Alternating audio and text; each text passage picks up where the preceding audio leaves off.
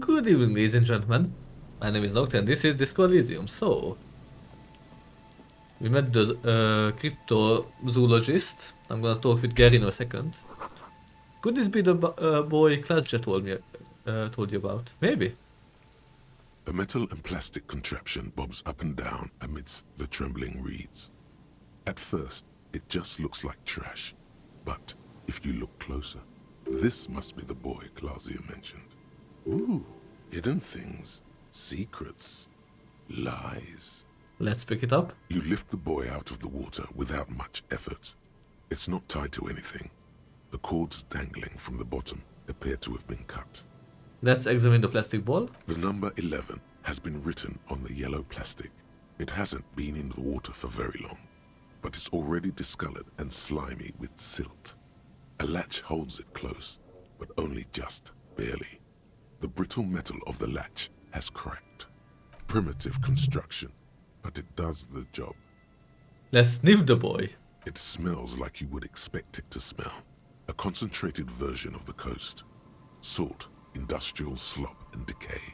Let's shake it. There's something in there, splashing around. Open the boy. A shot glass's worth of seawater pours out.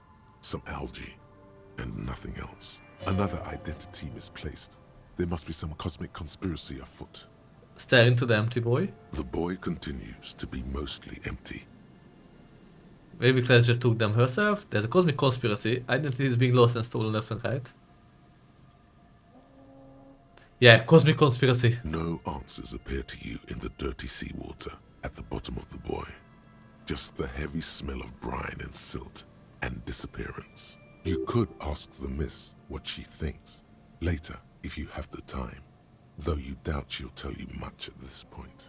Let the empty boy be. Oh well. The dome shape. This is a shame. I could not find out her identity. These heavy military blockades are riddled with bullet holes. Crumbling.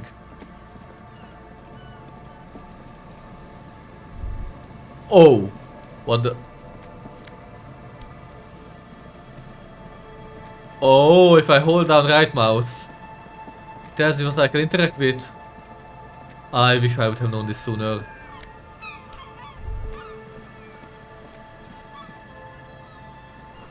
No boat in the boathouse today. Ooh, oversized superstar glasses. Yes, please.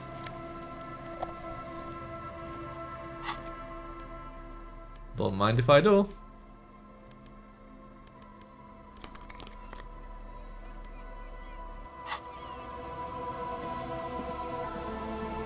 Seems like that circle bugged out.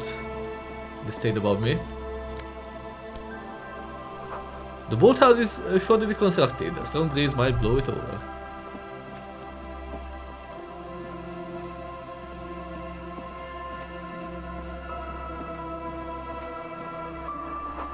Ancient paint is peeling off the roof of the shaded bench, covered in dust. Door ticket taker booth, no longer in operation. The sign says, entry interdict, whatever that means. People paid money to park here, no one would pay now. Scattering of bullet holes is spread across the cracked wall, reaching from one corner to the other.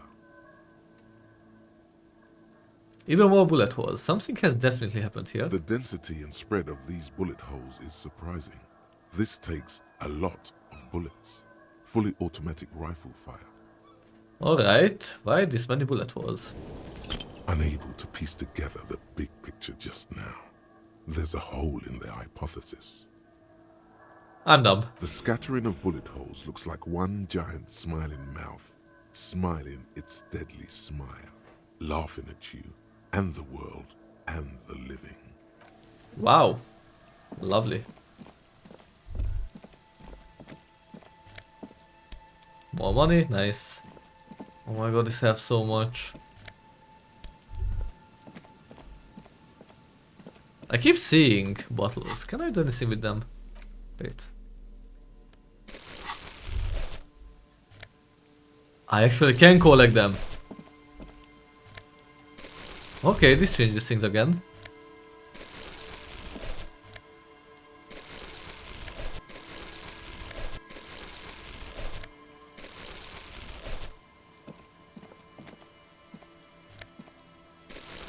Oh my god, there's even different looting objects. If I have this bag out, could have done this way sooner. It has spared me from selling so many things.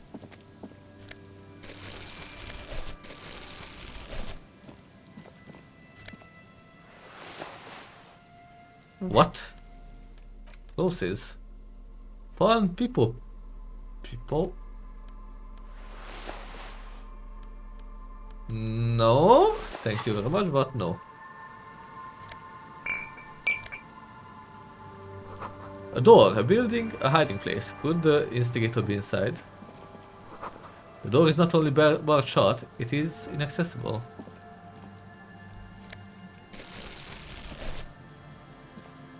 Oh my god, I'm actually collecting bottles. I can't believe this. What was that? There's no way the perp is in here, officer. Look how scarred the boards are. All attempts to pry them off have failed. Can I try to get in though? Not this time. The opposition is insurmountable, but I like the spirit. Have some points. It's lonely and cold without points. And dangerous. Dangerous too. Nothing more to do here then. Okay, what do I wanna level up? I think this, visual calculus. I can level it up twice, okay.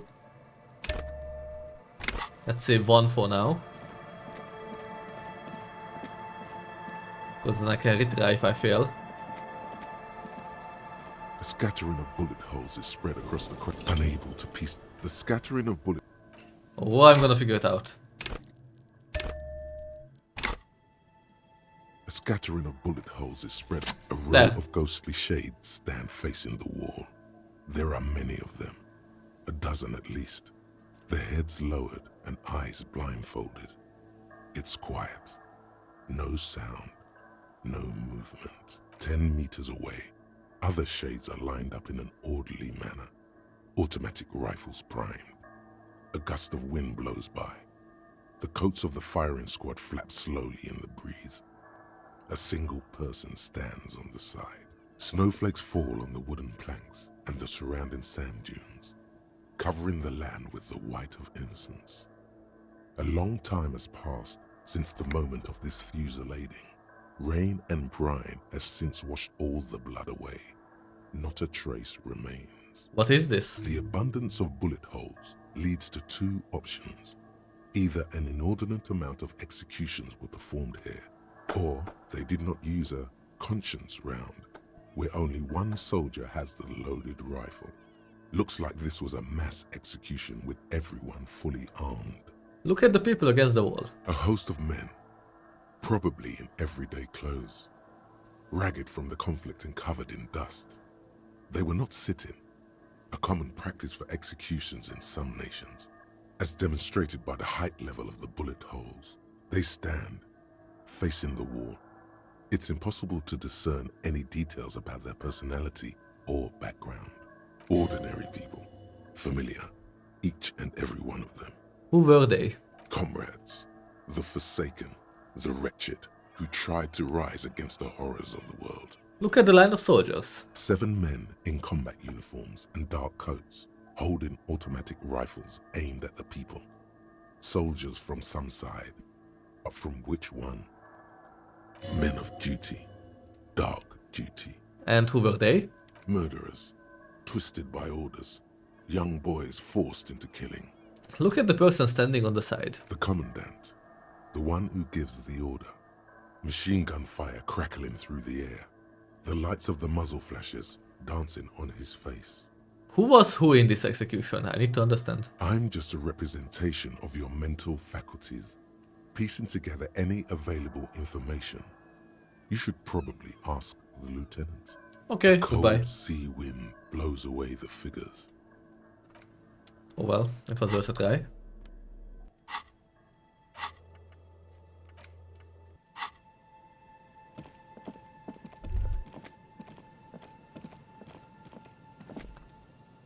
Oh wait, I didn't check for bottles. Ah, there's one. I'm gonna clean up this place and get rich by doing so.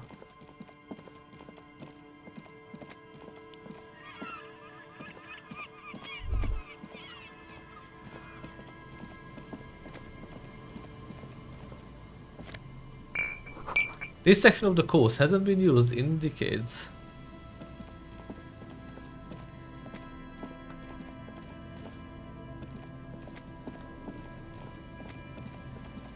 Oh. Okay, that doesn't count. For some reason. Can I maybe... The dome No. I can't get a bottle there.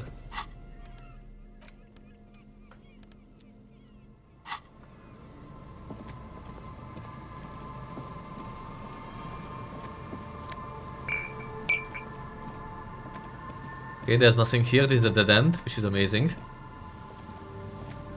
Hello, I'm Gary. How do you do, officer? I'm just waiting for my friend Morel to finish up with his insect traps so we can return to civilization. Not a lover of the great outdoors. I like nature, just not this bloody coast. It's mostly drunks and degenerates that come here. Yeah, you have a point. I came here. degenerates. This man respects authority too much. To see the truth inscribed upon thine own visage. Pretend thou art a paragon of virtue. I am neither of those things, I can assure you. I'm a by-the-books clean as a whistle officer of the law. I'm not even tempted to touch intoxicants. Drunks and degenerates, that's my crew. Sadly, I think I might be a drunk or a degenerate, maybe even both. Nobody's perfect, I'm sure you have been tempted to drink. Oh, I've been tempted. But someone has to stay strong for Revocol. His gaze shifts toward the pile of soggy logs at his feet. He pronounces Revocol with a hard K, unlike other people. Serious question time. This man is no innocent. No one is. You said Revocol. I like to pronounce it the hard way. The old way. The Vespertine way. He nods solemnly. He winks at you, trying to relay some hidden message, inviting you to mispronounce it too, perhaps. It's odd. Yeah, it is. It's a secret rite. A very fringe nationalist handshake, probably. Do you know anything about the man hanging behind the whirling earrags? Oh, so that's what the RCM in Martinez is about. Great. Great to hear someone's finally taking care of that. So, you do know something about it? No. Nothing. He was some kind of mercenary. But everyone here knows that. I'm just glad to hear you're looking into it. That's all. He didn't kill him or anything, but there's something going on here. Is this your mug? Hold up the yellow man mug. My mug? Why would you think that? I can see you recognize it. It's in your eyes. I may have had a similar looking mug in the past. That's all. Still seems suspicious. Did I mention the mug was found at the scene of a lynching? Okay, I admit it. I threw the mug away in the trash container behind the hostel. I know I shouldn't have, and I am very sorry, officer. He poses. You're not going to find me, are you? I am. 20 real. 100, 250. Nah, Gary, I just want information. Whew. Thank you. You won't regret this. I won't use another man's property to dump my garbage ever again. I don't know what got into me, really. Work has been stressful lately. Damn Koiko's price dumping us out of competition. What did you do, Gary? Nothing. Just answering some questions. Helping out the law. How did you get into the trash container? I know a guy who works with the trash collection services. CS Municipal. He gave me a master key for the trash containers of Martinez. Why would you need to get into everyone's trash? So I can use the Whirling's trash compactor to store my own stuff. Garbage disposal is expensive as hell. The damn Bohemians run it like a mob. I'm sorry, okay? I thought I could cut costs. I shouldn't have. I shouldn't have disgraced myself. Gary, did you put the clothes of a murder victim, the man who was hanged behind the whirling rags, into that trash container? Officer, please. Let me explain. It's not like that. Do, please do. I was only cleaning up. I live right across the yard from where he was hanged, and I saw him stripped naked. All the clothes lying around in the yard, smelling. People are animals, you know? Yes, yes, what happened? Then I came out to clean up the rags because no one else would. I put them into the whirling's trash, along with a broken mug, admittedly. He changes his mind mid-sentence. Okay. I was coming to throw the mug away, and, well, I threw the mug there and the clothes too. As he shifts uncomfortably, a series of clicks, like the clinking of glass beads against one another as they roll across a hardwood floor. You've heard this sound before, but where? What's the strange sound? What sound? That clinking I just heard when you moved. He stole a part of the armor. Really? He fans his arms out slowly, and this time his motions are soundless. There's lots of weird stuff out here in the reeds, though. Insects, trash. Could be the wind shifting some garbage nearby. You wouldn't know anything about the victim's missing armor, would you? Armor? No. I mean, yes. Of course. I know he was wearing armor, but I don't know anything about it.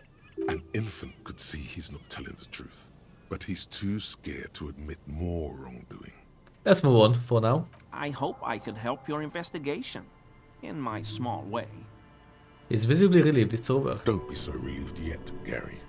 This bad cop may have been in your apartment, admiring your mug collection. Perhaps a little intimidation? Why is he shifting around like that? Analyze Gary's composure. Is he? He's looking comfortable enough. Maybe it was just beads. Sounded like beads. But what kind of beads might a man like Gary be hiding beneath his clothes? Are those prayer beads I keep hearing? I don't pray, officer. Faith in non-existent helpers is a sign of weakness. Not for proper Revicolian men such as ourselves. Are you a cryptozoologist too? No. I help Morel with research sometimes, and I've learned some things along the way. But I don't usually go in for picnics like this on my own. What does he do then? This feels like a good opportunity to dominate him. What do you do then, if not cryptozoology? Oh, this and that. Sounds shady. Officer, I would never. I just didn't want to bore you with unnecessary detail. I work as a special courier. You know, urgent deliveries, overnight deliveries, deliveries to out-of-the-way locations. So you deliver things. What kind of things? Oh, I don't know the contents, officer. Part of my job is discretion. Fascinating. Let's talk about something else. Yes, officer? So Gary, you live nearby, in an apartment in Martinez. Point in its direction. Sure do, officer. His eyes narrow slightly. He's wondering where this is going. And you're a big man from here, Nathan? Mr. Clem must be very angry with you. Mr. Clem must be very angry with you. Mr. Everard? The color drains from his face. Yes, he insisted that I open the door to your apartment. So you work for Everard Clare? He realizes Officer, what please went on. tell him we're good. No, tell him I'll make it up to him. What have I done? He'll send the muscle after me. The man looks around, whispering. He makes sure no one hears you talk. Really, I don't even know what it was about. I just opened the door. Yeah, I don't know what it was, but he doesn't like you. Try not to shit yourself, Gary. It's just an open door. Our discussion on the topic is over, Gary. Of course. I won't do it again. If there's anything I can do to assist you, or the Union, just ask, okay? I'll try to help if I can. This scared him proper. He's positively melting from fear. Has to prop himself up with a lot of anger to keep it together. Come on. That shirt Yes. looks very uncomfortable on him. Look at the buttons, barely keeping that thing together. as if something is ready to rip out from underneath. Something more underneath it. Yes, like a piece of ceramic armor, for example. One that makes a clicking sound when the plates meet each other, resembling pearls or marbles, stolen from the corpse in the yard near where he lives. I see you're a connoisseur of high-quality combat gear. I knew you'd figure it out, officer. I'm sorry I didn't tell you at once. He unbuttons the shirt. I was ashamed of what I did. And I didn't want you to know. You see gleaming white ceramic shine underneath. A thin layer of interlocking plates covers his gaunt torso. We're not detecting falsehood, sire. He's gearing up to admit the truth. This shame is surprisingly sincere. Gary, what's going on? Later, Morale. I've got apologizing to do. Why did you really put those clothes in the trash? Everyone was picking those pieces off him, and I was watching them do it. And they'd scattered his clothes all over the yard. Everything was smelling. He looks at his feet. So I went there to take out the trash and started cleaning up. All those rags on the ground, him swinging up there, and I had a lapse of honor, sir. I thought, he's a foreigner. They all say he wasn't from here. Only the cuirass was left.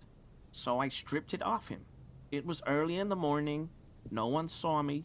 I took it with me. It was a mistake. Had I known it'd give you guys trouble, I wouldn't have... Fuck. We're detecting sincere contrition here, sire. He's not trying to flatter anyone. Give me that armor, now. He sighs again, hangs his head, and unbuttons his shirt fully. A cuirass that matches the dead man's boots comes into view. Soon it is in your hands, smelling of his sweat, but so light to hold, like a bag of cotton. Why did you lie to me, Gary? Because I was weak. I should have told you the moment I saw you. But The hell, Gary? You in trouble? I'll explain later. He doesn't muster up the strength to yell. Do you know who killed the hangman? I always thought it was the Union, but I sure as hell won't go around saying that anymore. You have my word. I don't know, and I won't be running my mouth on this subject anymore. Okay. This is all he knows. Are we done here, Gary? Yes, absolutely. I will never do anything like this again. I won't mess with Mr. Clare either. You have my word. Thank you for your cooperation. Okay. I got another piece of the armor. Ooh, less empathy. That's fine. Nice. I only need the pants. And... yeah, that's all I think. Can I check? Declare yourself out in Full Metal Battlehead and Glory. Okay. Always a pleasure. Can I add a different code then? Yeah. This hides it nicely. I like this code, but I don't like how the armor looks, so I wanna hide it. Nice and discreet. Inland Empire, paint threshold. Yeah, good.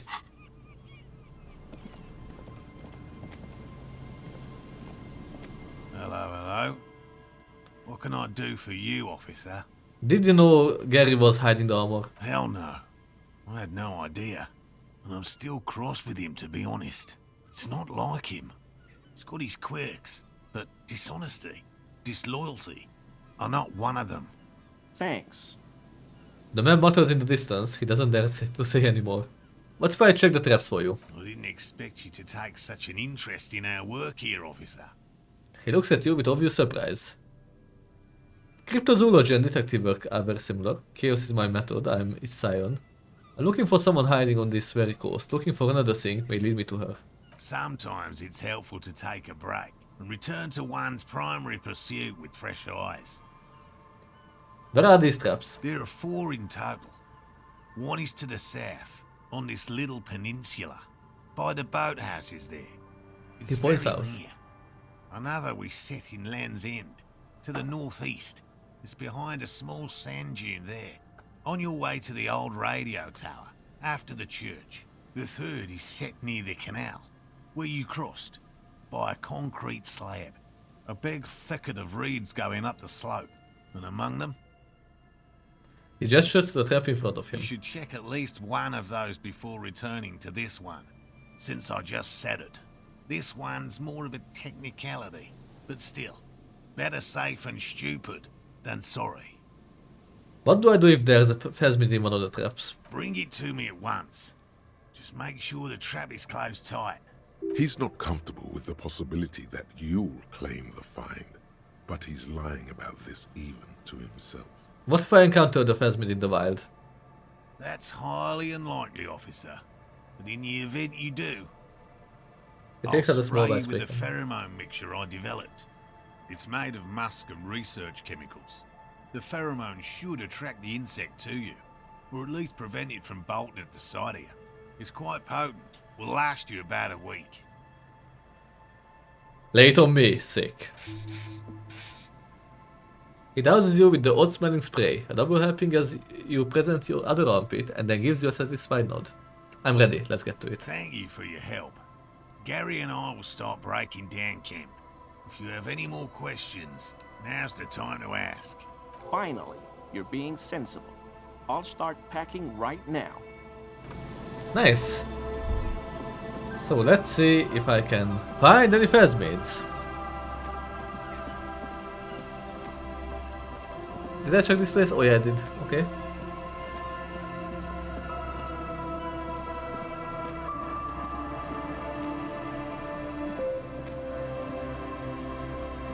I wanna check this place.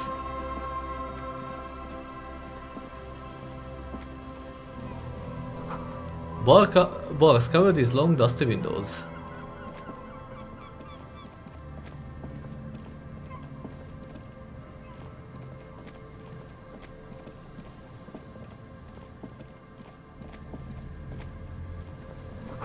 Buzz, hum, the electricity flows through the wires with audible power. Someone has left an unidentifiable article of clothing on this railing. It smells really bad. Take a closer look. It's streaked with dried seagull shit and tangled with pieces of seaweed.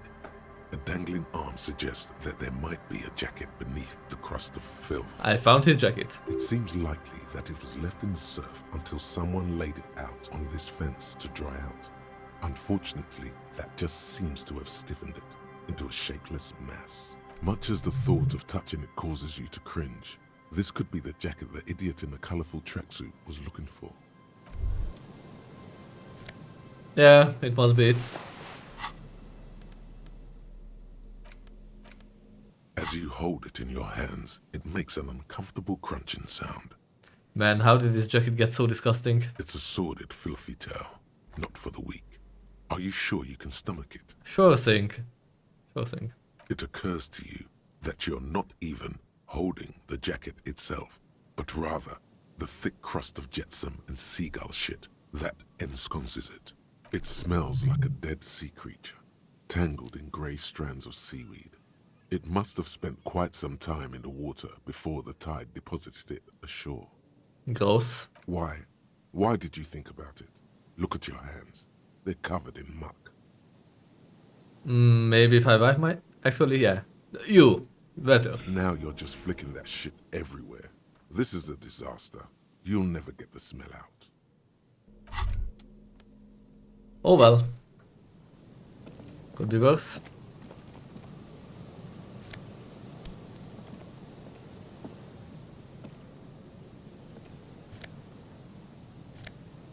Take hold.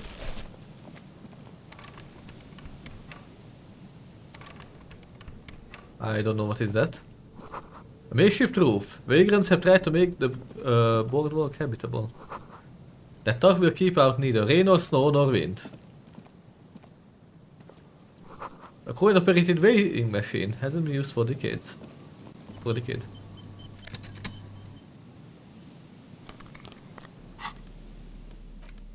Need to try them on. I want these. Vagrants have recently painted the top red. Water drips from it.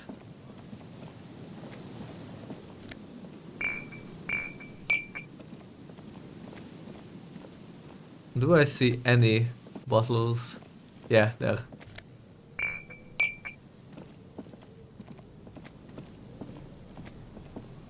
Ooh, 2 of them there.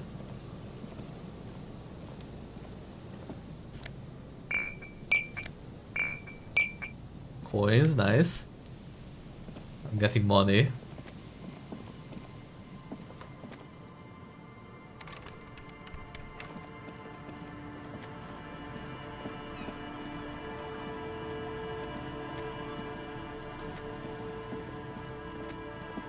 Anything here? Ooh, gasoline. A big wine canister. It's open and empty.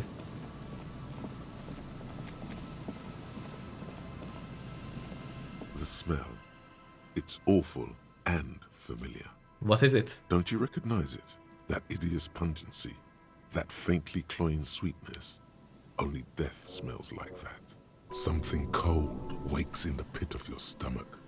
Fear. It is death. It must be. It's a dead corpse, isn't it? Yes.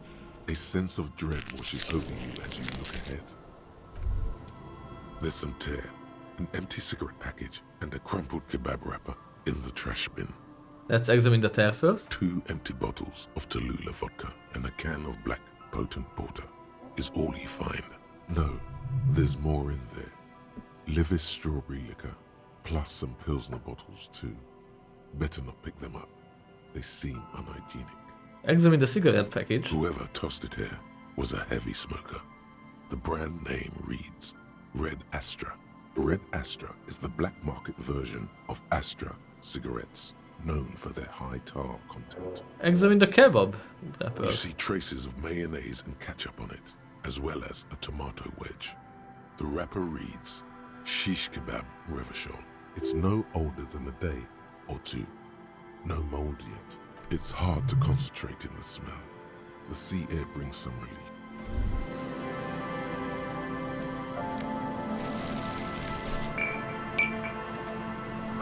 It's a long way down to your desk from here, 20 meters at least. The coin-operated viewer has been out of order for years.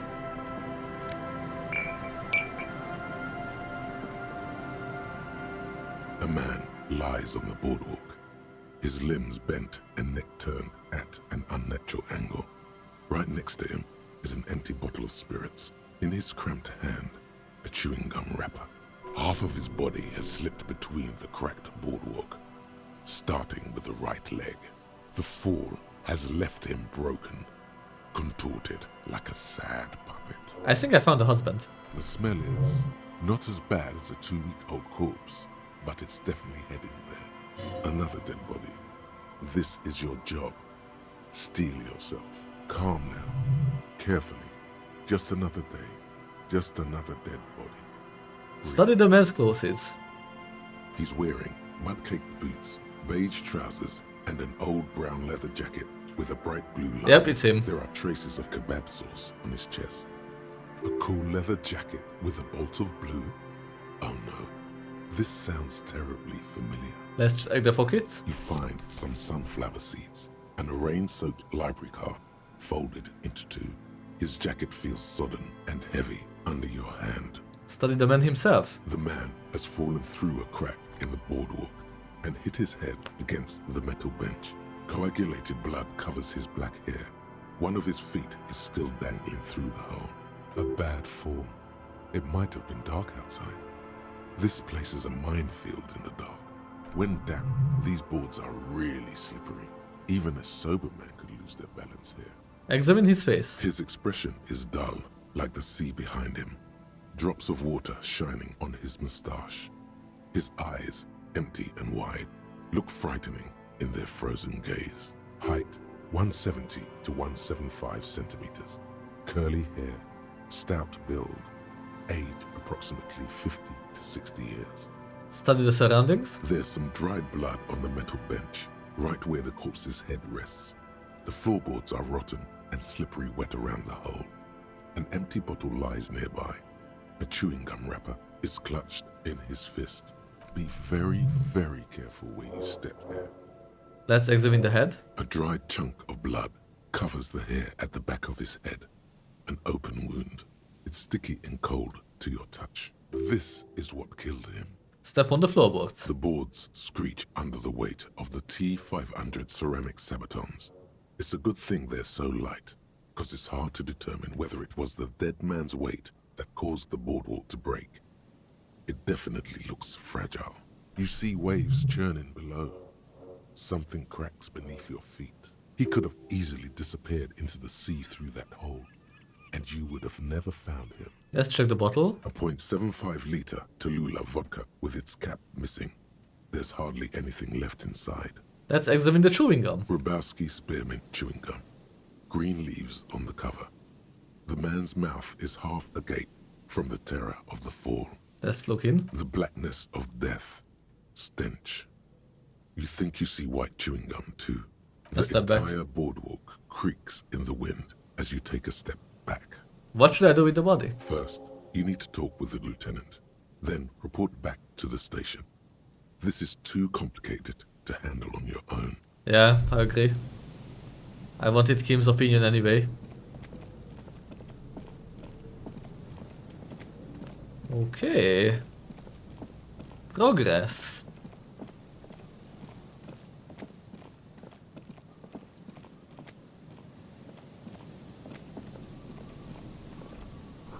Someone must have worked hard to smash the plastic dome.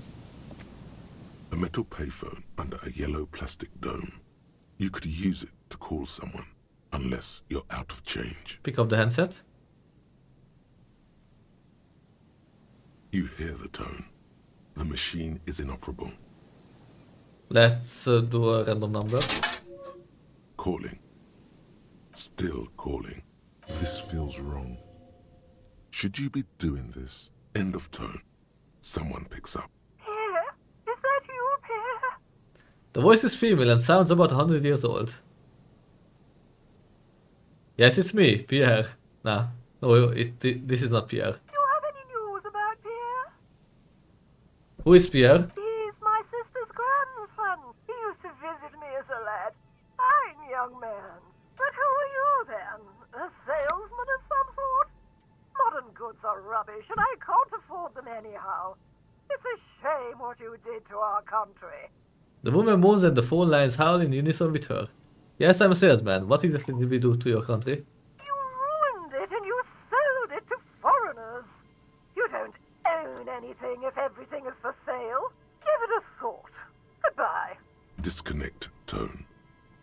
Okay, next one. Calling. Still again? Seriously? Yes. Someone with a masculine voice picks up.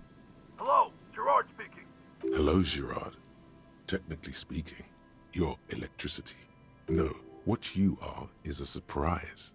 Get his wife on the phone. Is electricity there? I need to speak with electricity. Gerard, what a douche name. Change it. Change your name.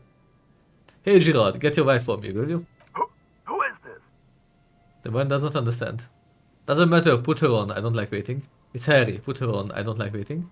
It's Pierre, now put her on.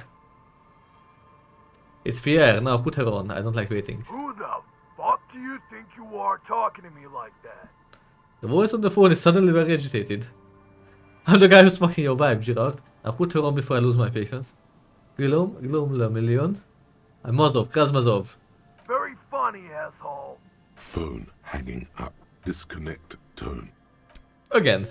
Let's keep doing this. Calling. Calling. Still calling. Still calling. Stop calling me, man. Someone picks up. The voice on the other end is slightly hysterical. I'll get you your money, alright? I just need till tonight. Let me work. Yeah, but a slight change of plans. I want this delivered into the Whirling's ear-eggs in Martinez. Tethys. The young man realizes something. Hey. You're not Tethys. Screw you, and don't ever call here again. You're fucking with some serious people. Disconnect tone. Calling. I'm tired. A man answers fast this time. His voice is hoarse from cigarettes. You hear typing in the background. Sounds like he hasn't talked to anyone in quite a while. What are you tired of? Writing. I hate writing so much. But I have to get back to it. The man disappears with a sigh. You do not hear the customary disconnect tone, just silence in the handset. The machine is still waiting for you to dial a number. Seems like it did not have time to swallow the coin. This sometimes happens. Lucky you. The call went too fast for the payphone to register. You can still make a new one without paying. Dial a random number with your eyes closed. You close your eyes and put your index finger on the rotary dial. Then pull down on the number. Then move one up and repeat the motion twice. Strange. This is not how you started before. Let's keep dialing. 414447. The rotary dial feels cold from the sea air. 1117361. Your fingers keep moving like a spider. Every time the ring rotates back with a little ring of metal, like a bell tolling.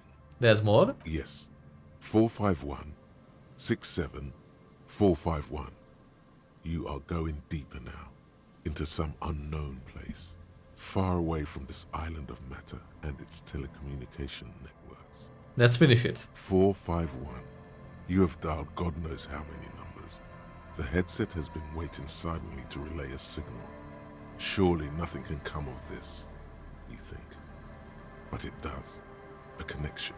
An ultra-long distance call.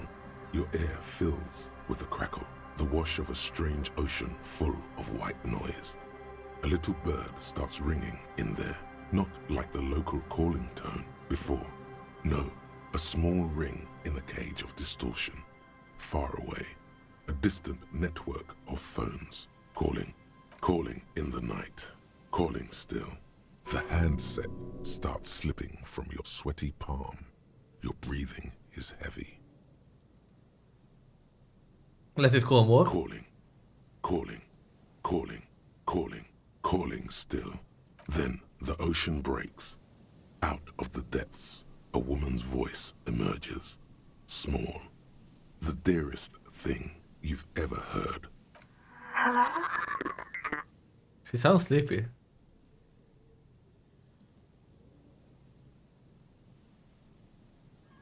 I'm a revolutionary servant of humanity. I will free mankind and abolish the classes. I will raise the dead. Hello? She hums her voice from sleep. Who is this? Who is this? Dora. She's so Who is confused. this? The connection is bad. Dora. The name feels like a gift. A gift that was meant for you. To make it possible to live. And fight. In the distorted distance, you hear someone turning next to her. Bed springs rattle. Is someone there? No answer. You're not sure, but you think you hear a man's voice in the background. It's covered in pain and white noise.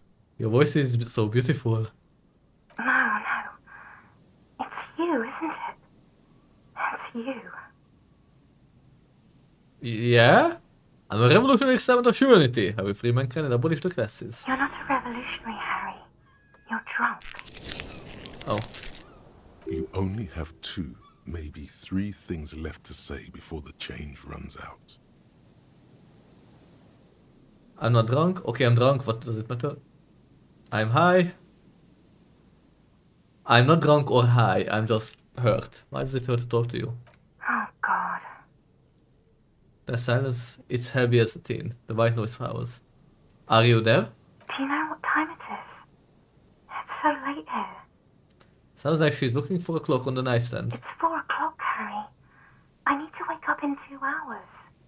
I want to talk about me. Who am I? You sound like you know me. Where are you? You sound like you're in another world. We're going in 2 hours. I'm the law, I'm the detective, I'm doing a case. Then hangman. I want to talk about me. Who am I? You sound like you know me. What do you want to talk about that we haven't talked about already? This is bad. You feel your right hand on the handset cramping up with pain. Where are you? You sound like you're in another world. I'm in Morova, sleeping. Okay, Mirova. 22 million people live in Mirova, the capital city of Grad. It is the capital of the world after Revachol was destroyed. Where are you going in 2 hours? To work. Where? The academy, where I work. The academy? That sounds better than my job. I'm happy. My job is sad and terrible. It has dead bodies in it. Academy, my job is real. Sounds better than mine. No response, only a sigh. The connection crackles like burning paper. Is someone there with you? Yes. Okay.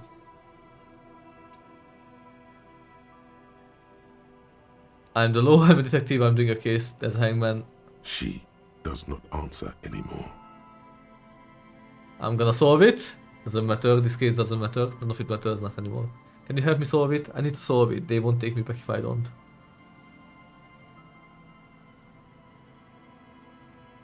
I'm gonna solve it. Harry. Disconnect tone. The machine ran out of money. I like the animation of Harry.